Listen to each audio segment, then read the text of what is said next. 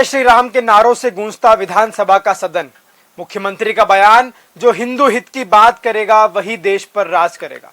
लेकिन ठहरिए, क्या मध्य प्रदेश विधानसभा किसी एक धर्म की चौपाल है? क्या मुख्यमंत्री की कुर्सी किसी एक समुदाय का प्रतिनिधित्व करती है? और सबसे बड़ा सवाल, क्या अब इस देश में शासन करने का अधिकार संविधान तय करेगा या धर्म? नमस्कार, मैं हूं अक्षत मिश्रा और आप देख रहे हैं चौथा खंबा।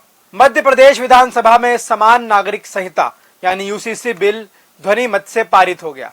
बिल पास होने के बाद सदन में जय श्री राम के नारे लगे और मुख्यमंत्री डॉक्टर मोहन यादव ने विपक्ष पर तुष्टीकरण की राजनीति करने का आरोप लगाते हुए कहा कि जो हिंदू हित की बात करेगा वही देश पर राज करेगा। अब सवाल यूसीसी का नहीं है, सवाल उस बयान का है जो इस संवैधानिक पद पर बैठे व्यक्ति ने दिया है। भारत एक लोकतांत्रिक गणराज्य है।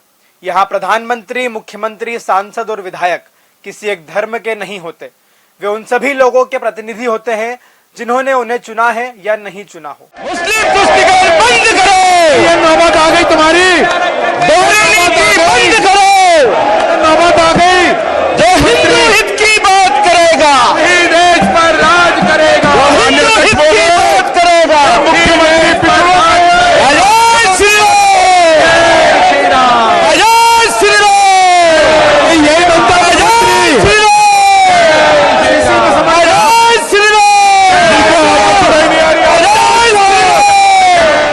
अगर कल कोई दूसरा मुख्यमंत्री कहे कि जो सिख हित की बात करेगा वही देश में राज करेगा या जो मुस्लिम हित की बात करेगा वही देश चलाएगा, तो क्या भाजपा उसे स्वीकार करेगी? शायद नहीं। तो फिर एक मुख्यमंत्री के मुंह से निकला यह बयान सामान्य कैसे हो सकता है? यहाँ एक और दिलचस्प बात है। यूसीसी को सरकार एक देश एक कानून के तौर पर पेश कर रही है, लेकिन उसी मंच से जब हिंदू हित को शासन का आधार बताया जाता है तो विपक्ष को यह सवाल पूछने का मौका मिल जाता है कि आखिर यह कानून सबके लिए है या फिर राजनीति किसी एक वर्ग के नाम पर की जा रही है। मुख्यमंत्री ने कहा कि कांग्रेस मुस्लिम तुष्टीकरण करती है। हो सकता है इस आरोप पर राजनीतिक बहस हो, लेकिन क्या उसका जवाब धार्मिक ध्रुवीकरण होना चाहिए? क्योंकि संविधान का अनुच्छेद 14 सभी को समानता का अधिकार देता है। अनुच्छेद 15 धर्म के आधार पर भेदभाव से रोकता है और संविधान की प्रस्तावना भारत को एक धर्मनिरपेक्ष राष्ट्र घोषित करती है। ऐसे में सवाल उठना स्वाभाविक है, क्या मुख्यमंत्री का यह बयान संविधान की भावना के अनुरूप है?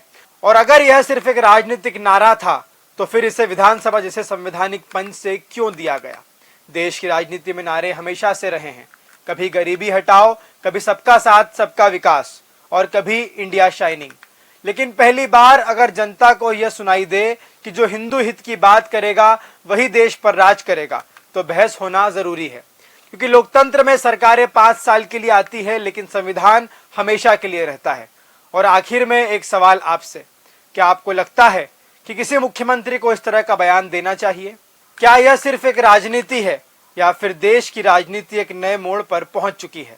आपकी राय कमेंट बॉक्स में जरूर बताइए और लगातार जानकारी के लिए देखते रहें चौथा खंबा।